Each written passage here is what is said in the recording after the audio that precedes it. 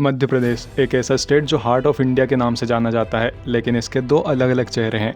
एक तरफ development, industries, infrastructure, clean cities और बूमिंग इकोनॉमी, पर वहीं दूसरी ओर देखें तो ख़राब सड़कें, लो रेल कनेक्टिविटी, पुअर इंफ्रास्ट्रक्चर। लेकिन ऐसा क्यों? अब इंडिया का ये हार्ट दो अलग अलग रिदम्स में धड़क रहा है। एक तरफ वेस्टर्न एमपी जहाँ पॉलिटिकल डोमिनेंस ज़्यादा है and it's urbanising very fast, वहीं दूसरी ओर ईस्टर्न एमपी जहाँ मिनरल्स, फॉरेस्ट और ट्राइबल कल्चर है फिर भी डेवलपमेंट में काफ़ी पीछे है।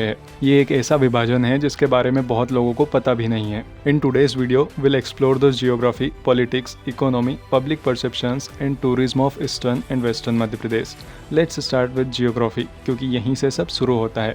वेस्टर्न मध्य प्रदेश मालवा प्लेटू और निमाड़ रीजन का एक हिस्सा है, जहां उपजाऊ काली मिट्टी पाई जाती है और नर्मदा, शिप्रा और चंबल जैसी रिवर्स है। सिटीज़ की बात करें तो इंदौर, उज्जैन, रतलाम और मंदसौर मेन सिटीज़ हैं।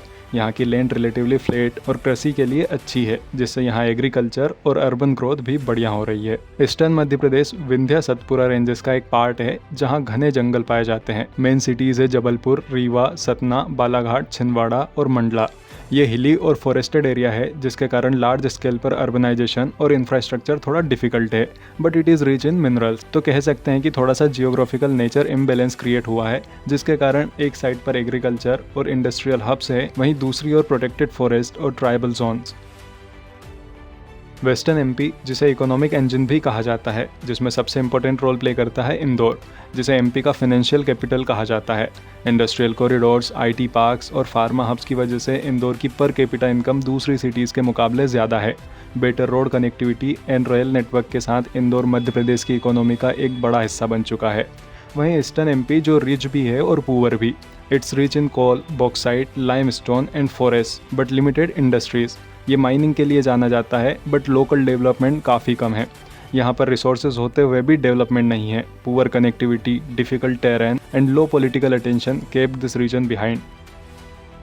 पॉलिटिकली वेस्टर्न एमपी ज़्यादा इन्फ्लुएंस करता है। इंदौर, उज्जैन, भोपाल जैसी सिटीज़ पॉलिटिकल नैरेटिव्स को शेप देती हैं।